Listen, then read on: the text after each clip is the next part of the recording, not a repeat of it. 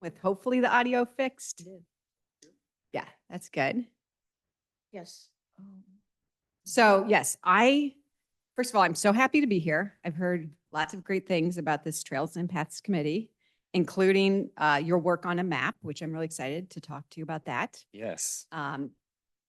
But first of all, thank you for being here, and I'm so happy to be here. This is my third week here.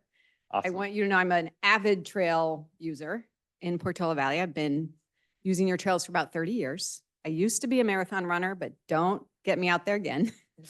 Yeah, now I'm a avid hiker and walker. And I'll just say I'm here to help. And I did ping the town engineer, Robert Burt, to come this morning. Mhm. That's why I was hoping Zoom would work because he's not here, but he or I will be at the meetings going forward. Great.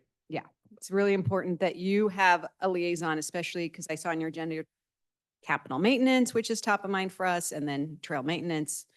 So I am here to help. I serve you. I serve the community, and I would love to meet with any of you. You can meet with me anytime. I'm over at the town hall. And what I really would love to learn is, what you're passionate about for the town, what you love about the town, and how the town staff can better serve you. Awesome. Wonderful. It's great to have you. We're very excited about you being I'm here. so happy to be here. Just remember, my mission is to give you and the town the best public service I can and to facilitate the town staff doing that as well. And I know you have a lot of interest in trail maintenance too, which is definitely a key item on my mind, in part because, we have some risk around trails. So I would just love to get more information about the trails. Yeah, we'll set up time. Great. Thank you. Awesome. Thank you. Thank you. Okay, well, there you go, Susan. Any other questions, comments on trail maintenance?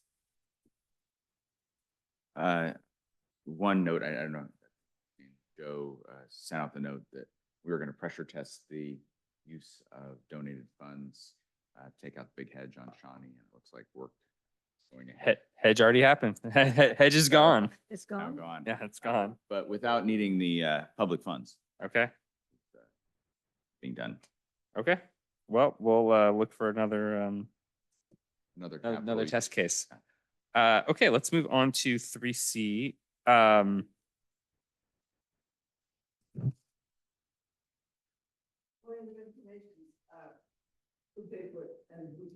Will you unmute go ahead. How did it finally, did we ever get to use the PV fund and when are we going to be able to use? Well, we have to find our next project. Not going to be that one.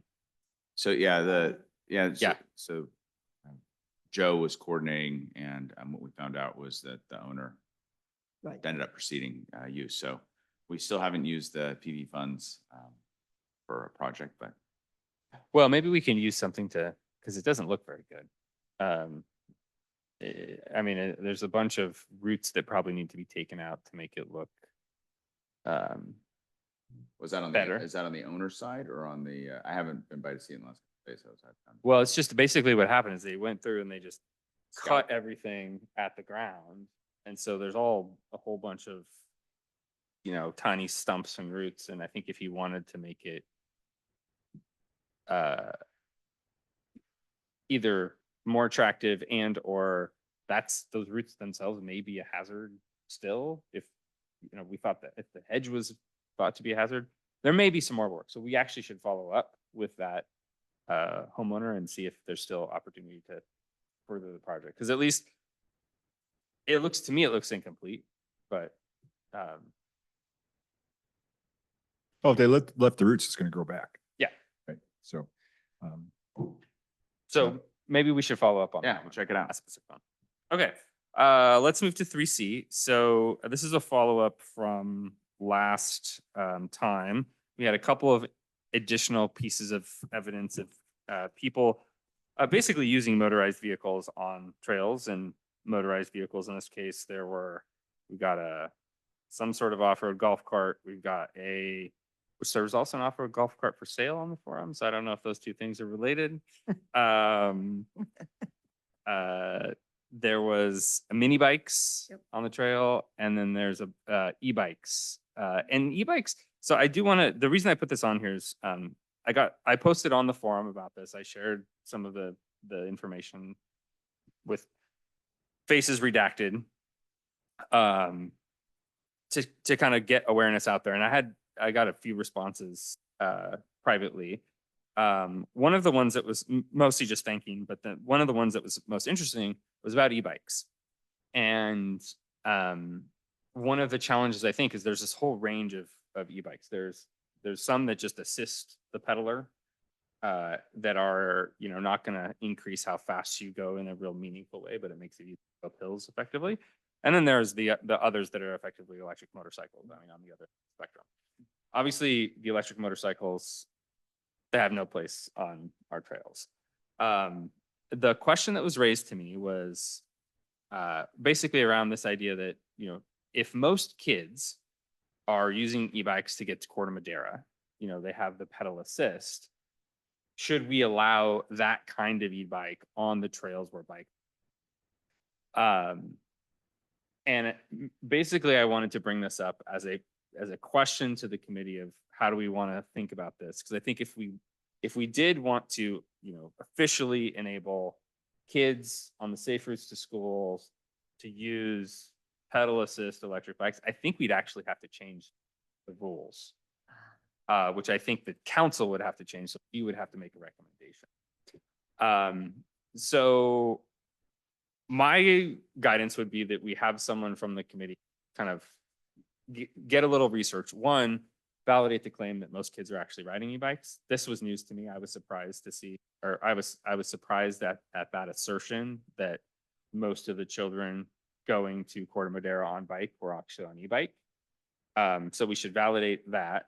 If that is true, then I do think we need to figure out, well, what's the right thing to do from a safe routes to school perspective, but open up the floor for comments, questions. Can I just make a comment here? I made a note. Class 1, that's low-speed pedal-assisted e-bikes, maximum speed 20 miles an hour. Class 2, pedal or throttle-assisted bikes that can go up to 20 miles per hour without pedaling. And Class 3, restricted to ages 16 and equipped with a speedometer and can go up to 28 miles per hour. So those are the 3 designations of bikes. Yeah, so I think we would be talking about class 1. Yeah, but I think that's a really slippery slope. okay. I agree. Me personally, I just think if we say, okay, these trails can be for bikes, these can't, then okay, well then so many people now do have a little more assisted electric type, well, then that might slide to the next. I just think I would vote no. But it's not as And- if there are hills in Patola Valley. It's all flat, right, for the kids to go to school? Well, to be clear, children have been riding these trails to these schools for several years before e-bikes came into existence. So I do think there's an argument that there is certainly an argument to say, nope, if you want to ride a bike on our trail, it's got to be fully human powered. I think that is a reasonable argument to make. What about adults on e-bikes? Yeah, that's- I mean, Yes. can we Yeah. age discriminate and say, oh, kids can be on these trails, but adults I- can't? I- I mean, I just think we're opening up a can of worms. Yeah. Well, do too. I would circumscribe it to safe routes to school. Right. So it's not Right. necessarily about kids. So you could have parents riding with their kids. I don't think we would gate it. And I'm not talking about additional. I'm not talking about changing the use that's already there. There are bikes on some of our trails for safe routes to school. Right. So not talking about changing any bike usage, but the question is do we say it's okay for something like, say, a class 1 on those trails? I would just say that they become almost ubiquitous and that people who are riding bikes and who want to take up bikes. An assisted pedal bike now is probably the first go-to. Based on, I was actually looking at the markets on this, and the purchases that regular bikes are going the way of the Dodo and e-bikes are there. So if you're going to have kids, if you're going to allow access on trails for schools or whatever, you would assume that a large portion of those at this point forward are going to be some sort of electric assist, just based on the sales. Okay. Yeah, my concern would be the 20-mile-an-hour thing. So whether it's pedal assisted or not, 20 miles an hour is too fast. Mm. So, not, considering that we don't have any type of radar enforcement on our trails, we're Maybe we need it. eyeballing their speed, but you know when it's too fast. Basically, it's when they can't slow down coming around a corner when there's a pedestrian or a Brisk horse. walking pace or walking pace or something. Yeah, so we would have to say, if you're going to ride, if we're going to allow class 1, which I don't think we should allow class 3, even if we can't. I enforce it. think class 3 is definitely off. I don't think we should, that's a motorcycle, right? It's just an electric motorcycle. But when you see a kid on a BMX bike, Yeah, it how do- accelerates how- off the line as how fast do as you my know? wife's Right, car. yeah, It's so shocking. Yeah, it is.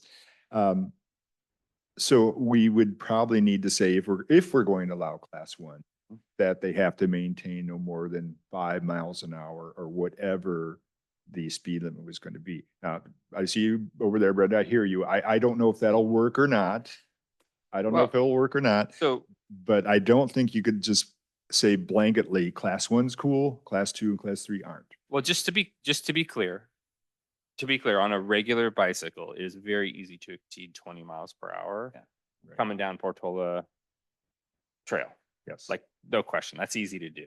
So I think it does raise the question, do we have a bike speed limit on our trails? Yeah, I think we do. It's probably 15. yes, but I don't know think what it's it posted. is. In open space, it's 15, and no bikes are allowed there, but we're talking about safe routes to school, right? Yeah. I've been told there was a speed limit. I don't know if it's documented. I don't know if it's enshrined in ordinance. But I've told there was a speed limit. Yeah. Because that should apply regardless of whether it's an e-bike or not. Yeah, the thought is that it just would be easier to go faster on a pedal assisted bike. So, electric, a class 1. Class 1, yeah. Yeah, I do think that going to Corte Madera, it's probably pretty tough for a kid to get up to 20 miles per hour on a pedal assist. Coming Coming down, I don't think the pedal assist is going to go any faster than gravity. Maybe Gravity not. is more your friend there. Anybody got a class 1 bike? We can try it out. Yeah, we could. But so there's definitely not consensus that this is something that we should allow. So why don't we do this? Why don't we do a little bit more research? I can find out what the mix is of e-bikes to regular bikes at the schools. That's Yeah. very easy for me. Okay. So Gary will, Darcy. Darcy, come on up. This issue has come to my attention in the community. So one idea I had was we have a bi-monthly newsletter. I'm not sure how many people read it. I'm not sure that's the best way to get news out. But one idea I had, having heard this, is just some awareness around it, because there are some new state laws that went into effect that I'm pretty sure the kids are not following. And I Okay. should say, I have 2 kids, 19 and 16. They actually don't ride bikes, unfortunately. They like to drive, but in my Do community. they have an electric golf cart that goes off road? You know what? They wish they had those. They really do, when they couldn't drive. Yeah, street legal. But they have many friends. And when I used to drive them to school, tons of kids riding e-bikes on city streets. And where I live up in San Mateo, in the Burlingame area, zipping down like El Camino and no helmets. And they're dangerous in urban areas. Out here, I can only imagine they're also very dangerous too. As well as the conflict. So one idea I had is just initially start with getting some outreach out. And Yeah. we may be able to also push that through the school district, because I'm sure they want their kids arriving to school safe. But if anyone wants to volunteer to help with that newsletter, I believe we're working on that newsletter article. We're working on it now, even if I just sent you a draft, just for any messaging, given your history on this. Yeah. Helpful. And again, then to me, it's at the core of it's safety. I'm Yep. aware of that accident with the child on the e-bike. Mhm. And the town does have some liability around this issue if for some reason our trails aren't well maintained and there's a hazard, which is another issue I want to talk to you guys about. Mhm.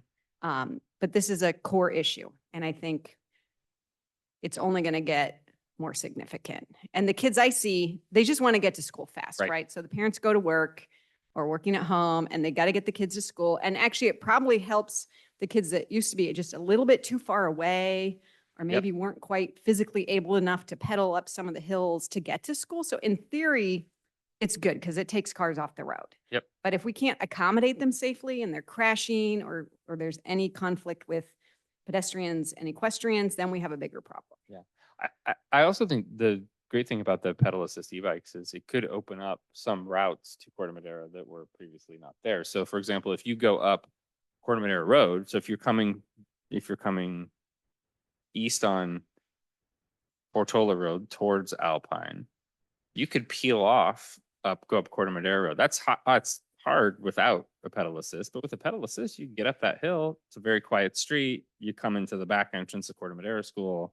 You don't have to deal with the intersection of Alpine and Portola, any of that stuff. So now it's not a trail, but like I do think we probably need to partner with the school district on safe routes to school plus e-bikes, because I think it's an issue that, to the research you were citing, Jeff, like it's not going away. Yeah. But also, someone wanting to get somewhere quicker, you'd probably want to rather be on a road. I mean, a Yes. hard surface, you'd not be Yes. on a dirt trail, so I'm thinking that as far as the school part of it, I don't know if it makes sense to say, okay, kids can ride on the dirt trails to get to school safer. Well, it might be safer, right? They're not right on the road, but, because you have to, I don't know, There's When a lot of mountain bikes is what I was seeing. But then it wouldn't be safe routes to school, would it? Because the whole point of the safe routes to school back in the day, 15 years ago, was to get the kids on the trails because no bikes were allowed on the trails. And so that was created to allow them to go from Corte Madera to the town center. So, I mean, it's a bit of a conflict here. Darcy, so I sent out an email to the group a few weeks back about a program Woodside had put together on this exact issue. And so they collaborated with San Mateo County Department of Education Safe Route to School folks, the Woodside Fire Protection District, I believe the sheriff, and the school district. And they had a big public information campaign around this about how to be safe. And it didn't just address school issues, it addressed safety, all aspects of e-bikes. So it was published in the Almanac. If you like, I can send you a copy, or you can just look on the Almanac. I think it's still up there. But I think the district would be happy to work with us. I'm sure the county would be if we wanted to go even broader than your idea. And that is, something we've already thought about, and I think is a great idea. We could, have a Saturday program at one of the schools where we had the experts out there to train the kids how to use them. We would have maybe Trails Committee representatives with our official stance on how this is going to work. And then maybe, wash and repeat every year because, new kids come in, so on and so forth. It's not going away, And I know I see kids on the road. And this actually is a kind of a nexus because, it is easier to ride one of those on pavement than it is on a trail. So it might be that, and we maybe want to get BPTS involved, the bicycle. Yes. Pedestrian It traffic came up safety. at their meeting. I was at their Yeah. meeting.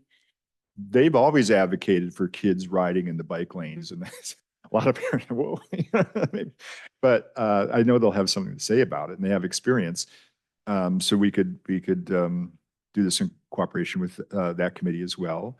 And then, you'd have a policy, you'd have an educational program, and that would be everything we could do. In terms of liability, that's a great question, because I know that trails, easements that have been that have been given to the government for the benefit of the public for trail use, they have an indemnity law, right? But I have no idea how that relates to e-bikes, because I know it doesn't relate to motorcycles. Interesting. Yeah. Well, so I've worked on a lot of safe routes to school programs. Before I came here, I worked in more urban areas. And one idea I have, just thinking out loud, I'm sure some of you have been down to Palo Alto and they have bicycle boulevards Mhm. with good signage, right? And all the residents kind of know that this is where the bikes go. So one idea is closer to the schools, because I know everyone kind of feeds in on the street network, but maybe designate some key bicycle boulevards.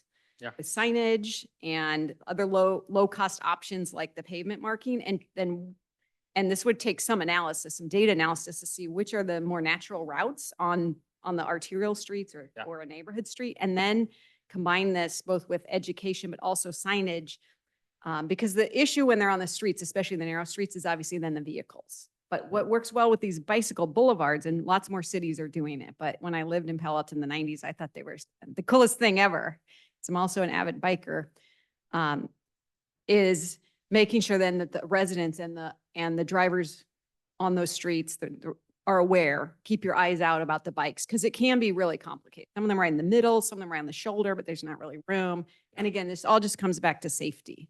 But I'm a huge advocate for reducing car trips. You know, I was a mom who had to drop my kids off at school in a car for 18 years.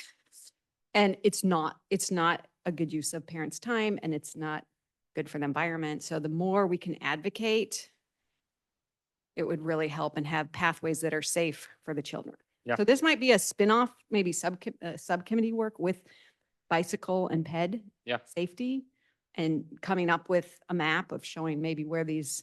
We have a safe routes to school map already Good, to good. start from, that I think it doesn't have, it's all trails based. Yeah, so this would be and diverting to to roads. add some roads to it, I Mhm. think that'd be a great idea. Okay, So great. this committee produced it with respect to trails, but enhancing it with some road routes, I think is a great idea. So, Okay, thank you so much. do you want to be the first person to take a crack at this? Well, I can get the data from the school. Okay. I don't know that I've never ridden an e-bike, so if it was a horse, you would. Wait, think am I the I'd- only one who's ridden an e-bike here? Definitely rid them. Okay. Why don't we do this? Why don't you get the data from the school? I'll make sure that Darcy has the thing that you connected on Woodside.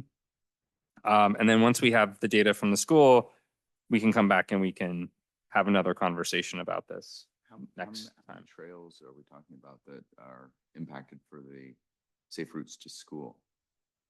I think the only That many. trails that Just Alpine and Portola, I think it's right? just Alpine and Portola, because effectively all of the others are like Georgia Lane is Shawnee. Portions of Cervantes. Those, you're mostly you're- gonna ride on the street. You're riding on the street there in most cases.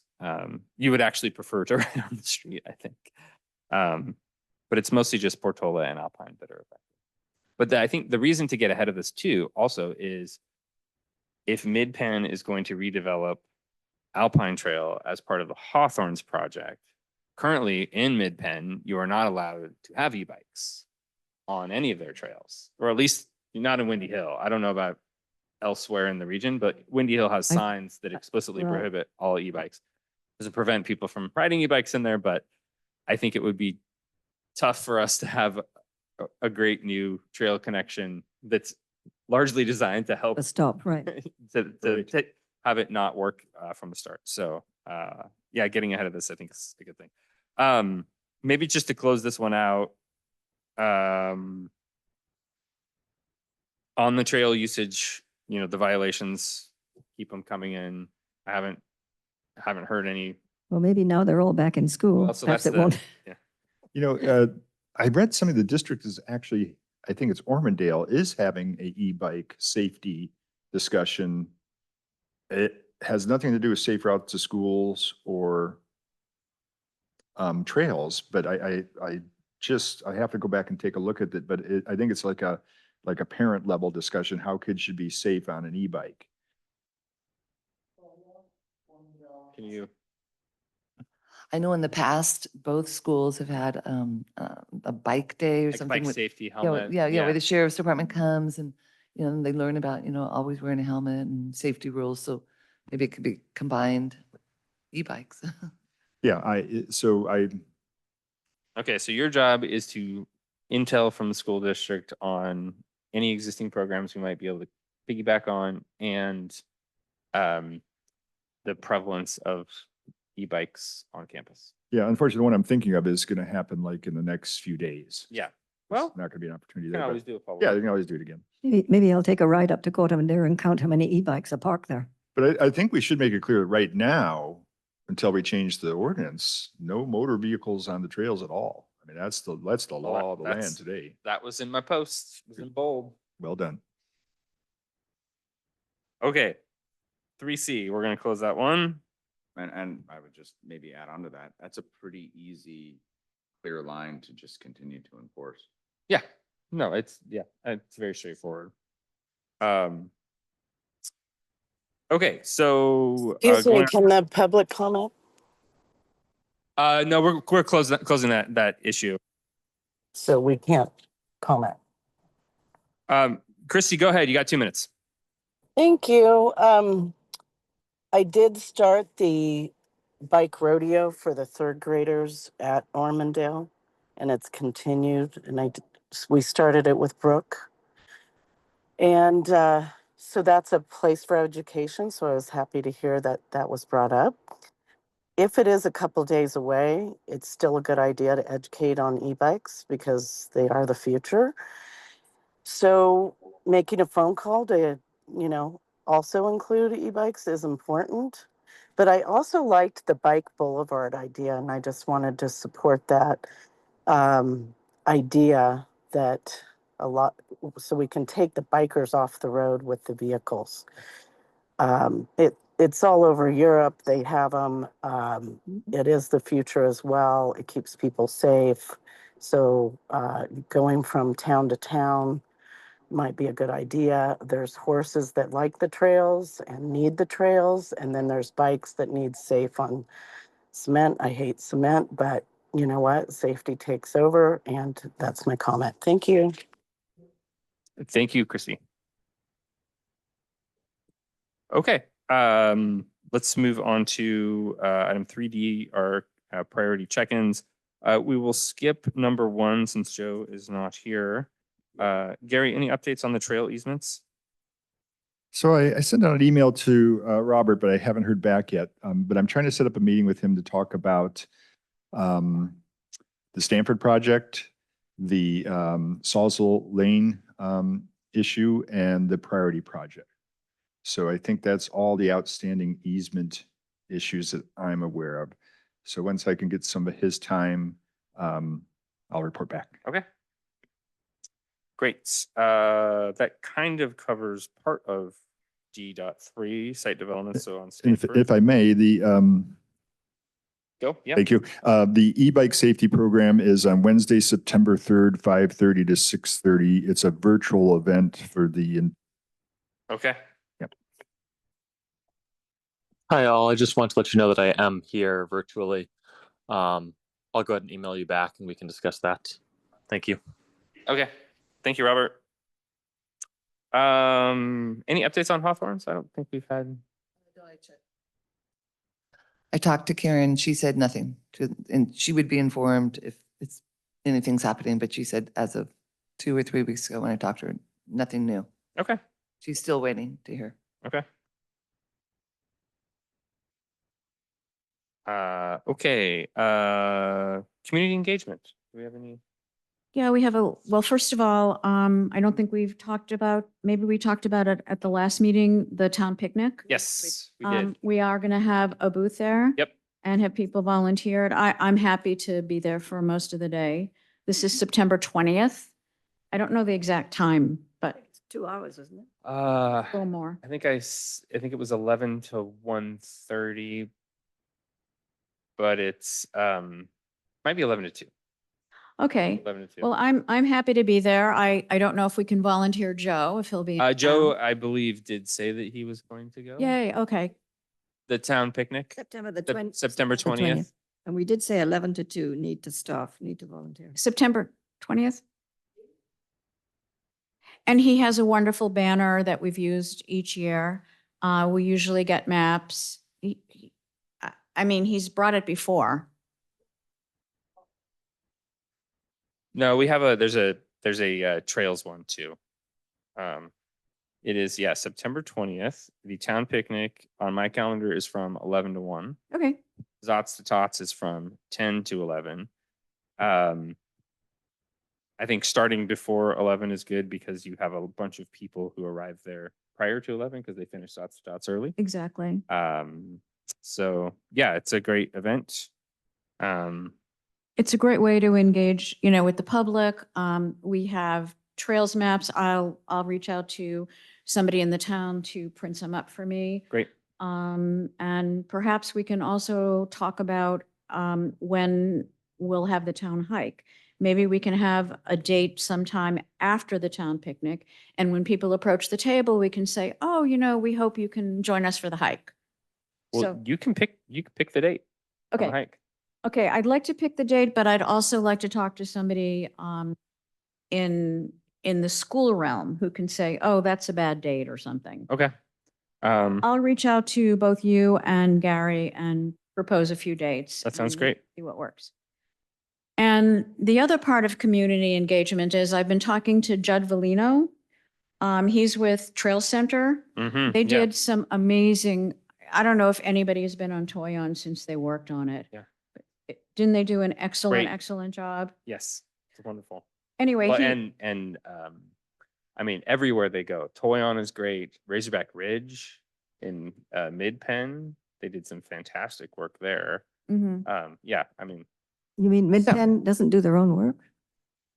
Mid-Penn does their own work, but Trail Center is a way to get a bunch of people to tackle a project all at once. Are they all volunteers then? They're you all say? volunteers. It's all volunteers. Anyway, go ahead, Susan. So I don't know if you know this about Judd Valino, but he is now working as a full-time employee of Mid-Peninsula Regional Open Space. He's still involved with Trail Center, but he referred me to somebody else now, Helen Shaughnessy. I don't know if you know her, but she and I haven't quite been in touch yet. But anyway, the point of this whole thing is that I was hoping that we could get some action on Eagle Trail, which is getting closer and closer to the creek. Yes. As it turns out, Judd knows that trail, and he opined that that trail should never have been built there in the first place, which is probably correct. I mean, it was an Eagle Scout project. 50 years ago. And it was 50 years ago. And the creek has certainly changed in those years. If anybody's been on Eagle Trail, there are some, I keep on replacing the caution tape because it gets frayed and old. But I was thinking that would be a great project for community involvement. I agree. And we talked about it a little bit. And after we talked about it, I realized maybe it's not 100% such a great project. He mentioned that perhaps the only thing that needs to be done is something called brushing, which is taking a lot of the foliage on the other side of the trail. In other words, the trail is getting more and more degraded because it's getting overgrown and people are walking closer and closer to the creek. And as I said, he suggested just brushing. The problem with brushing is the fact that most of what needs to be brushed is poison oak. And I don't know if that's a great community engagement project. In other words, honestly, Judd was extremely sanguine about the whole thing. He's like, oh, people can protect themselves, blah, blah, blah. But I just think that it isn't a great way to involve our community. So I think Come I'd help like, the trails get poison oak. Great, yeah. and Sounds- some people can get really sick from poison oak. Yeah. So I was thinking of perhaps engaging with our town engineer and maybe taking a walk with him. Maybe the staff could do that. Yeah. Just brushing back. I mean, I do think we should have a plan for Eagle. I'd also engage the Boy Scout, the Scout troop, boys and girls, around an Eagle project to sort of, because it was built as an Eagle project, Right. Eagle Scout project 50 years ago, hence the name. And there wasn't anyone who initially raised their hand to do it, but that was during the summer, and I think there maybe are more active in terms of looking at their projects. Because I do think rerouting is a reasonable thing for us to consider. Was that not something that Judd thought was possible? Say that again, what? Rerouting the trail, so taking it away from the creek a little bit? Well, I mean, that was the first thing he suggested. Yeah, When I talked to Helen Shaughnessy, who will kind of be in charge, I can ask about rerouting. I mentioned rerouting and he said that it would be much simpler and maybe not necessary to reroute if we just did the brushing. I mean, I agree. I was thinking a rerouting would be better, but then again, it would still be rerouting through all that poison oak. But I think rerouting also would entail the use of some kind of a tractor because there is some hill there and You know something, when you see what they have done on Toy On Trail with hand tools, you will probably, I don't know that they would even need a tractor, but yeah. I don't know that we need to come up with a solution or figure out what the equipment is, but I do think that having this conversation with Trails Center about, and with Robert, we need to address it before we kind of have to close it, because it is getting to that point when rain comes, you know, if there's significant flow on the creek, you could get more erosion than you already Sure. have, and then you're just automatically pushing people into the poison oak. So yeah, I think it's why don't you follow up with Trails Center, see what Helen thinks, and talk to Robert, and then we figure out what the right course of action is. So you mentioned the Eagle Scouts also? So I had reached out to the scout troop in case there was a kid that wanted to take on. So you've reached out to them Yes, already? yeah, Oh, okay. yeah, yeah. Okay. Yep. And I can follow up again. There wasn't anyone who immediately was like, yes, I would like to do this as my Eagle Scout project. But this was during the summer, and I think maybe they weren't thinking about that. So I'll connect back with them. Okay, so And I'll touch, I'll add you to the thread. okay, great. And I'll yeah. touch base with those two people. Yeah. So, You know, with regards to the creek, and I don't know if he mentioned this at all, but you know, stream environment zones are typically sensitive areas, and sometimes the Department of Fish and Natural Game. Resources, Fish and Game, whoever oversees those sensitive areas might want to get involved, because, you know, erosion's a serious issue for a creek, and the trail notwithstanding, I mean, that's a separate problem in and of itself, right? That they need to fix the erosion. I don't think we should have trail volunteers in there doing it. Mm. We did it on Shady Trail, but I don't know if that's really a creek that they, but it requires heavy equipment, you know, things like that. There's no fish I in don't even there. know if that's I don't even know if that's a creek, considered actually a creek or a That's, I don't know. drainage, So yeah, maybe it's just a ditch. but, you know, we may want to just make sure or somehow bring that up when we talk with them that, Yeah. you know, this is an issue that is sensitive and we don't want volunteers in there, then call Department of Fish and Game and just bring it to their attention and make sure they're. But aware. you Although I think could- they're going to do anything, or you just want them to be alerted? I'm sorry, did you want to? Let's not solution Right, any right, right. further on this, I'm because sure we're Helen would know also. Yeah. Yeah. on let's get with Robert and Helen and figure out what the plan is, and then we can figure out what other agencies need to be engaged. Okay, anything else on community engagement? No, Okay. somebody else might want it. Well, that is all for old business. There is no new business. So that brings us to the end of the meeting. Can I get a motion to I make a adjourn? motion to adjourn. All right, Ellie? Can I second this? Yes. Susan, you can second? Oh my All right, God. we are closed at 9:53 a.m.